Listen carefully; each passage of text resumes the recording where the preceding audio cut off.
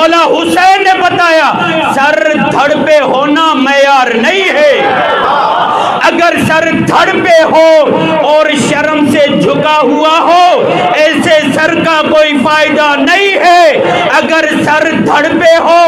عزت کے ساتھ ہو تو صحیح ہے، اگر عزت کے ساتھ نہ ہو کٹواؤ، نوکے نظام پہ بلند کرواؤ، بتاؤ سر دھڑ کے ساتھ وہ جچتا ہے جو عزت کے ساتھ ہو۔ اسی لیے مولا نے کہا یہ سر عزت سے کٹ کر جدا ہو جائے گا، شرم سے جھکے گا نہیں، شرم سے جھکیں گے وہ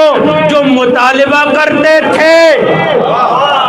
قیامت تک حسین نے ان کی آرزو کو آرزو بنا دیا،